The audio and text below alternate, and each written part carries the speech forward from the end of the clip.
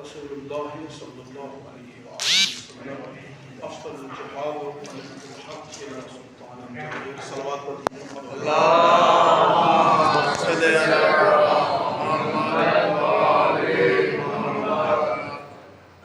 خداوند عالم کے دربار میں سر سجود ہوں کہ خدا نے توفیق بخشی آپ جیسے پاکیزہ مومنین کی زیارت کی، وہ بھی اپنے گھر میں وقت نماز۔ مومنین کی ملاقات کی بھی فضیلت ہے، یہ ایک دوسرے کی مومن کی زیارت کرنا، یہ بھی ایک مقام اور عظمت رکھتا ہے۔ چھٹے لال بلائر سے پوچھا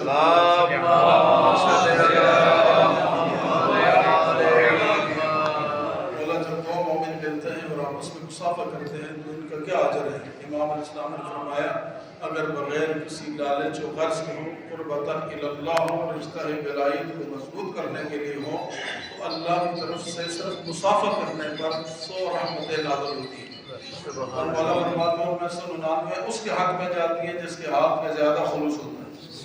مولا فرماتے ہیں سوالی نے پھر سوال کیا مولا کچھ اور فضیلت بیان فرمائے، کہا جب ہمارے دو چاہنے والے، جب ہمارے دو ولایت کا رشتہ رکھنے والے آپس میں ملتے ہیں اور معانقہ کرنے کے گلے ملتے ہیں، اس وقت اللہ ایک فرشتے کی ڈپٹی لگاتا ہے کہ فرشتے تو بین الارض والسماء ندا بلند کر کے اے علی والو تمہارا یہ ملنا رشتہ ولایت کو مضبوط کرنے کے لیے اللہ کو اتنا پسند آیا ہے، خدا نے تمہارے پچھلے سارے گناہ معاف کر دیے۔ سبحان اللہ۔ اس وقت مومن کا معانقہ کرنا پھر مولا کچھ اور فضیلت بیان فرمائیے، کہا جب ہمارے دو چاہنے والے آپس میں مل کے بیٹھتے ہیں، ایک دوسرے کا دکھ درد بانٹتے ہیں، ایک دوسرے راز و نیاز کرتے ہیں، اور اس ملاقات میں اس بات کا چیت کرنے میں کوئی دنیاوی غرض و غایت نہیں رکھتے، فقط اللہ کے لیے قربتاً الی اللہ جس رشتے پہ معصومین فخر کرتے ہیں اس رشتے کو مضبوط کرنے کے لیے جب آپس میں بیٹھتے ہیں، اس وقت خدا ان دو فرشتوں کو جو انسان کے کندھوں پر موجود ہیں، خدا ان فرشتوں کو کہتے ہیں فرشتوں الگ ہو جاؤ، جب میں نہیں برداشت کرتا کہ میرے دو چاہنے والے آپس میں گفتگو کر رہے ہو تم ان کی گفتگو کو سنو۔ ابو عمر کوفی حیران ہو کے پوچھتے ہیں مولا یہ جب بیٹھ کے آپس میں باتیں کریں گے تو دو صورتیں ہیں، یا یہ اچھی بات کریں گے یا بری بات کریں گے، اگر اچھی بات کریں گے تو دائیں کندھے والا لکھے گا، اگر بری بات کریں گے تو بائیں کندھے والا لکھے گا، تو کیسے ممکن ہے کہ جن کی ڈپٹی اللہ نے لکھنے پہ لگائی انہی کو خدا ہٹا دے؟ امام علیہ السلام نے کچھ دیر اپنا سر جھکائے رکھا، آپ جو سر اٹھا تو ریش مبارک آنسوؤں سے تر تھی۔ ایک جملہ مولا نے فرمایا ابو عمر اتنا بتا دیں کہ اگر یہ فرشتے نے لکھے کیا خدا حاضر و ناظر نہیں ہے؟ کیا خدا تمہیں دیکھ نہیں کرتا؟ بس یہ ایک فکر اگر ہمارے اندر ڈیولپ ہو جائے تو خدا کے گھر میں آئیں، خدا حاضر و ناظر ہے، نہ فقط اپنے گھر میں۔ مسجد میں انسان بری بات کرتے ہوئے تھوڑا سا جھجک جاتا ہے کہ وہ اللہ کے گھر میں کرا، جس اللہ کے گھر میں آپ آگے جھجکتے ہیں وہی اگر ہم باہر نکل کے بس یہی تصور میں رکھیں خدا دیکھ رہا ہے۔ اور میں تو اکثر یہ جملہ کہا کرتا ہوں کہ ہمیں صرف خدا نہیں دیکھتا، وَسَيَرَى اللَّهُ عَمَلَكُمْ وَرَسُولُهُ وَالْمُؤْمِنُونَ، اللہ بھی تمہارے اعمال کو دیکھتا ہے، اس کا رسول بھی تمہارے اعمال کو دیکھتا ہے، اور کچھ مومن ہیں وہ بھی تمہارے اعمال کو دیکھتے ہیں۔ اس کا مطلب ہے کچھ ہستیوں کو ہمارے اعمال پر ناظر بنا ہے خدا رب عالم نے، اتنی ہستیاں ہمارے ہر ایک حرکت کو دیکھ رہی ہوں اور پھر بھی ہم ادھر ادھر نکل جائیں یا راستے سے بھٹک جائیں، یہ ہماری بدقسمتی ہے۔ خدا ہم سب کو اس سے محفوظ کرے انشاءاللہ۔ ہمارے پیشوا وہ عدالت الہی کا مظہر ہے۔ مسجد کوفہ ٹھاٹھے مار رہی ہے الہیوں سے اور ان کے درمیان سے گنہگار شخص بھاگتا ہوا آتا ہے اور مولا کائنات سے سوال کرتا ہے یا علی میں نے جرم کیا ہے، میں نے چوری کی ہے، مجھے سزا دیجیے۔ ماشاءاللہ۔ مولا فرماتے ہیں کوئی مجبوری تو نہیں تھی، کہا نہیں، کسی نے تمہارا حق تو قسم نہیں کیا تھا، کہا نہیں، کسی نے تمہارا حق چھینا تو نہیں تھا، کہا نہیں، جتنی چیزیں تھی اس کو بچانے کے لیے مکتب اہل بیت میں ہر چور کے ہاتھ نہیں کاٹے جاتے بلکہ اس کے لیے 9 شکے ہیں، اگر ان 9 میں سے کوئی ایک بھی ہو تو پھر ہاتھ چور کے نہیں کٹتے، ہاتھ حاکم کے کٹتے ہیں، یہ ہمارا مکتب ہے۔ تو مولا نے فرمایا جب ساری باتیں پوچھ لی تو اس نے کہا کوئی نہیں، مجھ سے گناہ ہوا، مجھ سے چور میں نے غلطی کی ہے، اس کی مجھے سزا دیں، مجھے پاک کر دیں۔ امام علیہ السلام نے اس کے اوپر حد جاری کی، 4 انگلیاں اس کی کاٹی، کٹی انگلیاں لے کر ہاتھ میں دوسرے ہاتھ سے خون ٹپک رہا تھا اور گلی سے مسجد سے باہر نکلا۔ زبان پر مولا کائنات کا قصیدہ تھا، کہتا ہے میں کتنا خوش نصیب ہوں مجھے امیر المومنین نے پاک کیا، میں کتنا خوش نصیب ہوں مجھے امام المتقین نے پاک کیا، میں کتنا خوش نصیب ہوں مجھے یعصوب الدین نے پاک کیا۔ مولا کا قصیدہ پڑھتا ہوا جا بھی رہا ہے اور ہاتھ سے خون بھی ٹپک رہا ہے، ابن القوہ نامی منافق سامنے سے آگے، اس نے کہا کیا ہوا؟ کہا علی نے پاک کیا۔ کہا یہ خون کیسا ہے؟ کہا علی نے حد جاری کی۔ کہا عجیب آدمی ہے، جس نے حد جاری کی ہے اسی کا قصیدہ پڑھ رہا ہے۔ بہت کمال کا معرفت والا جواب اس جوان نے دیا۔ کہا کیوں میں علی کا قصیدہ نہ پڑھوں؟ میدان محشر 1,24,000 نبیوں کی امتیں ہوتی اور وہاں میرا گناہ آشکار ہوتا، مجھے سب کے سامنے شرمندہ ہونا پڑتا، علی نے مجھے دنیا میں سزا دے کے پاک کر کے اللہ کی عدالت میں شرمندہ ہونے سے کہا۔ اب منافق تھا، برداشت نہیں ہوئی اتنی معرفت، پر دوڑتا ہوا یا علی میں نے آپ کا عجیب عاشق دیکھا ہے۔ کہا کیسا عاشق تھا؟ کہا ایک ہاتھ سے خون ٹپک رہا ہے، دوسرے ہاتھ میں کٹی انگلیاں ہیں اور زبان پہ آپ کا قصیدہ جاری ہے۔ مولا فرماتے جاؤ اس کو بلا کے لیا۔ سبحان اللہ۔ اسی کو بھیجا، اس نے بلایا، مولا کے سامنے آ کے کھڑا ہوا۔ مولا آپ نے مجھے بلایا، آپ نے حکم کیا، میں حاضر ہو گیا۔ فرمائیے کیا حکم ہے؟ کہا وہ کٹی انگلیاں کہاں ہیں؟ کہا میرے ہاتھ میں، مجھے دے۔ امام نے لی، جہاں سے کاٹی تھی وہیں رکھی، رکھ کے دست امامت پھیرا۔ اس نے بڑے غور سے دیکھا ہاتھ کو، ایسے لگا جیسے کبھی کٹی ہی نہیں تھی۔ سبحان اللہ سبحان اللہ سبحان اللہ۔ اکتفا نہیں کیا، شکر سجدہ شکر کرتا نا کہ میرا کٹا ہوا ہاتھ جڑ گیا، وہ جو میرے جسم میں گناہ کی وجہ سے ایک پڑا تھا وہ ایک نکل گیا، یہ نہیں کیا۔ باقی مسجد کے لیے مشعل راہ دو سوال کیے مولا کائنات سے۔ کہا یا علی اگر جوڑنی تھی تو پھر کاٹی کیوں تھی؟ اور اگر کاٹنی تھی پھر جوڑی کیوں ہے؟ اور امام نے بھی قیامت تک کے لیے آپ پر میرے لیے مشعل راہ جواب دیا۔ امام علیہ السلام نے فرمایا تم نے جرم کیا، علی کی عدالت کا تقاضا تھا علی تجھے سزا دے۔ تو نے جرم کیا کہ تیرے امام کی عدالت کا تقاضا تھا علی تجھے سزا دے۔ تو نے زبان سے ہمارا ذکر کیا، یہ ہماری مودت کا تقاضا تھا، ہم تمہیں جزا ملتی ہے اور مودت کی جزا ملتی ہے۔ خدا نے، یہ خدا کا شکر ہے، یہ ہمیں خدا نے مکتب عطا کیا۔ اس مکتب کی سرنوشت ہم نے نہیں لکھی، ہمارے ائمہ نے لکھی۔ ہمارے پہلے امام نے ہمارے لیے ایک رول ماڈل وصیت نامہ جاری فرمایا۔ اسی وصیت نامے کا ایک نورانی جملہ ہے، مولا فرماتے کون للظالم خصما وللمظلوم عونا۔ اے میرے شیعوں، اے میرے چاہنے والوں، اے میری ولایت قدم بھرنے والوں، میں تمہارے لیے کلی قانون بنا رہا ہوں قیامت تک۔ جو بھی علی کی راہ پہ چلے گا تمہارے لیے قانون ہے، کون للظالم خصما، تم نے ہمیشہ ہمیشہ کے لیے ظالم کا دشمن بن کے رہنا۔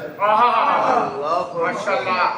خصم کہتے ہیں گریبان میں ہاتھ ڈالنے کو، مخالف نہیں، مخالف ہونا اور چیز ہے، کسی کے گریبان میں ہاتھ ڈالنا اور چیز ہے۔ علی ظالموں کا، اپنے چاہنے والوں کو ظالموں کا مخالف نہیں دیکھنا چاہتے، ظالم کا علی اپنے چاہنے والے کو دشمن دیکھنا چاہتے ہیں۔ یعنی علی چاہتے ہیں کہ میرا ہر چاہنے والا اپنے زمانے کے یزید کے گریبان میں ہاتھ ڈالنے کی صلاحیت ہوگا۔ یہ کبھی کسی یزید کے ساتھ ہاتھ نہیں ملائے گا، کبھی کسی فرعون کے ساتھ ہاتھ نہیں ملائے گا، کبھی کسی نمرود کے سامنے سر نہیں جھکائے گا، بلکہ ہمیشہ ان کے مقابلے میں کھڑا ہوگا۔ اور پھر جس کربلا پہ ہم ناز کرتے ہیں اس کربلا کے راہی نے عظیم اور نورانی ترین جملہ کہہ کر قیامت تک کے لیے مزید چیز کو واضح کر دیا۔ فرمایا انی اری الموت سعادتا، میں موت کو اپنے لیے سعادت سمجھتا ہوں، والحیات مع الظالمین الا مرما، اور ظالموں کے ساتھ زندہ رہنے کو میں ننگ و عار سمجھتا ہوں۔ تو سامعین محترم یہ طے ہو گیا نا ہمارے لیے کہ ہم ہر زمانے میں ظالم کے دشمن ہیں، ان کے ساتھ زندہ رہنے کو، ان کے ساتھ تعلقات رکھنے کو، ان کے ساتھ راہ و رسم رکھنے کو اپنے لیے ننگ و عار سمجھتے ہیں، اور مظلوموں کی مدد اور حمایت میں اپنی جان دینا اپنے شہادت افتخار سمجھتے ہیں۔ ہمارے لیے واضح کر دیا۔ تو سامعین محترم اس لیے بحیثیت شیعہ، ویسے تو ہر امام نے، میں اگر گفتگو کرنا شروع کروں تو ہر امام نے اپنے اپنے زمانے میں کچھ نہ کچھ کہا، لیکن بحیثیت شیعہ کیونکہ میں علی کی ولایت کا نام رکھتا ہوں، مولا حسین کی عزاداری کے ساتھ میرا تعلق ہے۔ تو دونوں اماموں نے ہمیں بتایا کہ ظالموں کا مخدر دشمن بن کے رہنا ہے۔ آج اگر وحشیت شیعہ فلسطین کے ہمارے بھائی مظلوم ہیں تو پھر ان مظلوموں کی حمایت کرنی چاہیے، ان مظلوموں کی ہمیں مدد کرنی چاہیے۔ اور اگر ان کے مقابلے میں آنے والے امریکہ اور اسرائیل اور ان کی ناجائز اولادیں اگر واقعاً ہم ان کو ظالم سمجھتے ہیں تو پھر ان ظالم سے دشمنی رکھنی چاہیے، اور دشمنی کا اظہار ہر ممکن طریقے سے کیا جائے، آئین اور قانون کے دائرے میں رہتے ہوئے، اپنے ملک کی جو ہے صورتحال کو مد نظر رکھتے ہوئے اس دشمنی کو فقط دل میں نہیں رکھنا بلکہ اس کا اظہار کرنا ہے۔ یہ میری شیعہ ہونے کی ذمہ داری ہے۔ اس کے بعد میری دوسری ذمہ داری بحیثیت مسلمان ہے۔ میں مسلمان ہوں، میرے ملک کا ایک سسٹم ہی اسلام کے نام پر بنا ہے، میرا ملک ہی اسلام کے نام پر بنا ہے۔ جب میں مسلمان ہوں تو رسول اللہ نے فرمایا بھی یہ مسلم ہم جسد واحد ہیں پوری دنیا میں، جہاں پر بھی مسلمان ہیں یہ سارے ایک جسم واحد کی مانند ہے۔ اگر میرے پورے جسم کے اندر میں سے کسی ایک عضو کے اندر تکلیف ہو تو میرا پورا جسم تکلیف محسوس کرتا ہے۔ میری آنکھ میں درد ہو میرا پورا جسم بے چین، میرے ٹانگ میں درد ہو میرا پورا جسم بے چین۔ کیوں؟ اس لیے کہ جسم کہ میرے جسم کا حصہ ہے۔ تو سامعین محترم، اگر مسلمان جسد واحد کی طرح ہے تو آج فلسطینی بھائی بھی ہمارے اس وجود کا حصہ ہے۔ آج اگر وہ تکلیف میں ہے تو ہم چین سے کیسے بیٹھ سکتے ہیں؟ اور پھر وہ قوم کیسے چین سے بیٹھ سکتی ہے جس قوم نے 40 سال ان فلسطینیوں کی حمایت میں امریکہ مرد آباد، اسرائیل مرد آباد کے نعرے لگائے ہو، جس قوم نے اپنے بچوں کی تربیت کی امریکہ مرد آباد، اسرائیل مرد آباد کی جو ہے روش پر کی ہو، وہ آج اس مارکہ حق و باطل میں کیسے پیچھے رہ سکتی ہے؟ جہاں دنیا جس طرح 61 ہجری میں دنیا 2 حصوں میں تقسیم ہوئی تھی، ایک طرف حسینیت تھی، ایک طرف یزیدیت تھی، آج بھی دنیا پھر ایک مرتبہ 2 حصوں میں تقسیم ہو رہی ہے۔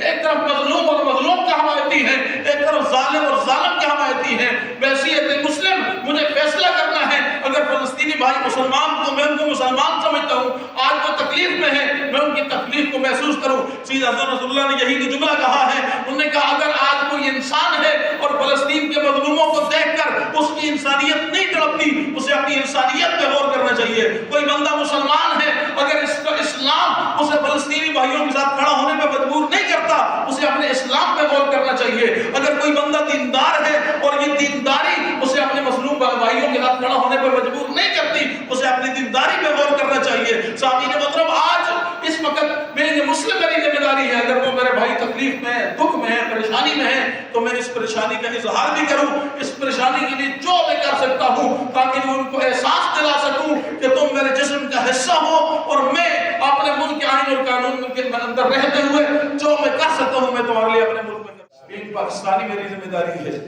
فلسطینی ہم بھائیوں کے حوالے سے، ایک پاکستانی میری کیا ذمہ داری ہے اس معاملے میں؟ باخدا اس وقت ایران انقلاب اسلامی قوت مقاومت پوری اپنے مظلوم فلسطینی بھائیوں کے ساتھ کھڑی ہے، اپنے جان و مال کے ساتھ، لیکن اس معاملے میں یہ جوابی بات کرنے لگا ہوں، میں ایرانیوں سے بھی اپنے آپ کو خوش قسمت سمجھتا ہوں، اس لیے کہ ایران نے اپنے شہریوں کو جو آئیڈینٹی کارڈ دنیا میں جانے کے لیے پاسپورٹ جاری کی، اس میں یہ جملہ نہیں، لیکن میں واحد پاکستانی ہوں پوری دنیا میں سر اٹھا کر یہ کہہ سکتا ہوں کہ میرے ملک کے آئین اور قانون نے مجھے جو آئیڈینٹی دیا پوری دنیا میں گھومنے کے لیے، اس پاسپورٹ کے اوپر جملہ لکھا ہوا ہے، یہ پاسپورٹ اسرائیل کے علاوہ باقی پوری دنیا کے لیے ویلڈ ہے۔ یعنی اس کا مطلب ہے میرے ملک کا آئین، قانون، نظریہ، آئیڈیالوجی اسرائیل کو ریاست تسلیم ہی نہیں کرتی۔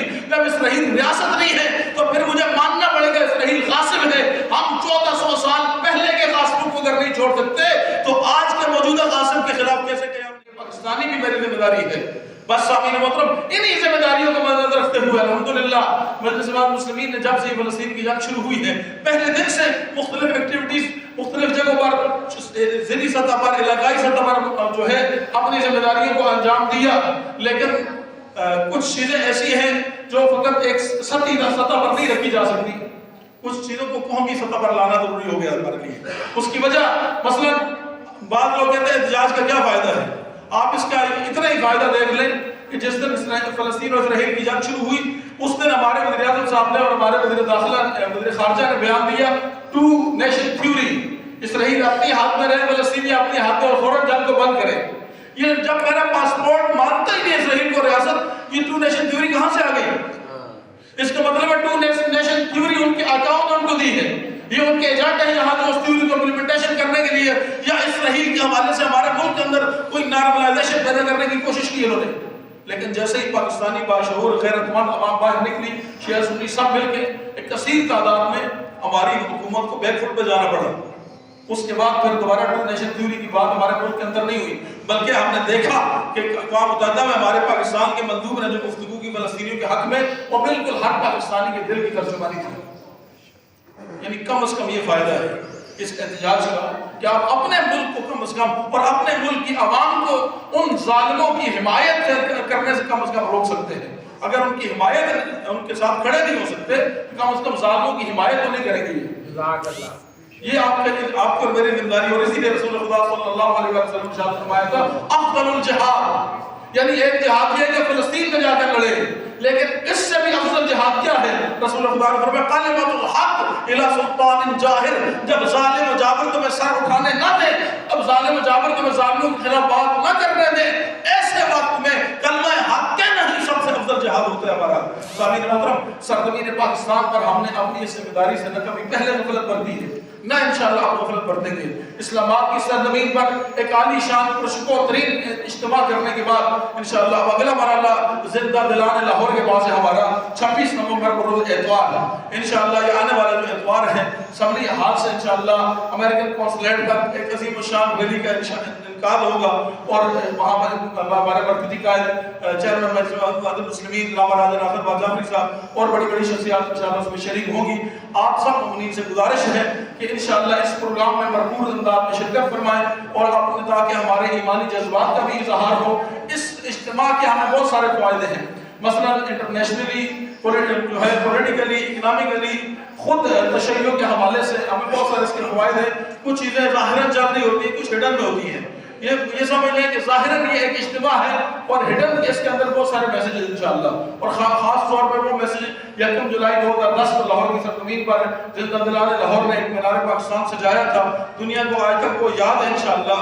میں نہیں کہہ سکتا کہ ہم اس سے ایسا اجتماع کریں گے، لیکن کم از کم انشاءاللہ ایک مرتبہ ہم اپنی تاریخ کو دوبارہ دہرائیں گے کہ لاہور کی سرزمین پر آل محمد کے چاہنے والوں کے ٹھاٹھے مارتا ہوا سمندر، مرد، خواتین، بچے، ہر شعبہ سے تعلق رکھنے والے سب انشاءاللہ اپنے جذبات کا اظہار کرنے کے لیے، اپنے فلسطینی بھائیوں کے ساتھ اظہار یکجہتی کرنے کے لیے، اپنے پاراچار کے مظلوم بھائیوں کے ساتھ اظہار یکجہتی کرنے کے لیے، دنیا کے مظلوموں کے ساتھ اظہار یکجہتی کرنے کے لیے انشاءاللہ ہم ایک دوسرے کے ہاتھ میں ہاتھ ڈال کر انشاءاللہ میدان میں نکلیں گے، اور ہم اپنے ملک کو اور اس ملک کے اندر چھپے ہوئے امریکی اور اسرائیلی ایجنٹوں کو انشاءاللہ ہم بتائیں گے کہ جب تک سرزمین پاکستان پر ایک بھی محمد و آل محمد کے مکتب کا پیروکار ہے، جب تک مکتب آل محمد کے ایک بھی فرزند ہے، انشاءاللہ پاکستان کی جو آئیڈیالوجی، جو نظریہ ہے، جو قائد اعظم محمد علی جناح کا نظریہ ہے، انشاءاللہ اس سے آپ کو انحراف ہم نہیں کرنے دیں گے، اس لیے کہ ہم قائد اعظم محمد علی جناح کے مانوی فرزند ہیں، اس سرزمین کے فرزند ہیں، اس مٹی کا نیچرل ڈیفینس ہے۔ انشاءاللہ ہم کسی کو بھی اس آئیڈیالوجی، اس نظریے سے جس پر پاکستان بنایا گیا ہے انحراف انشاءاللہ نہیں کرنے دیں گے۔ پاکستان کی ترقی اور خوشحالی میں جو کردار باقی اقوام کا ہوگا اس سے کہیں بڑھ کر انشاءاللہ شیعہ حیدر کرار کا ہوگا۔ آپ سب سے میری گزارش ہے انشاءاللہ ایک مرتبہ پھر 26 نومبر روز اتوار 1 بجے انشاءاللہ، ٹھیک 1 بجے اسمبلی ہال سے انشاءاللہ ریلی کا آغاز ہوگا۔ سب سے گزارش ہے انشاءاللہ کہ آپ اس ریلی میں بھرپور مرد، جوان، بچے، بوڑھے سب انشاءاللہ اس میں آئیں، تاکہ دنیا کو پتہ چلے کہ اس وقت بھی لیڈنگ رول، اس سے پہلے بہت ساری ریلیاں ہوئی ہیں، ہمارے شیعہ نے اس میں شرکت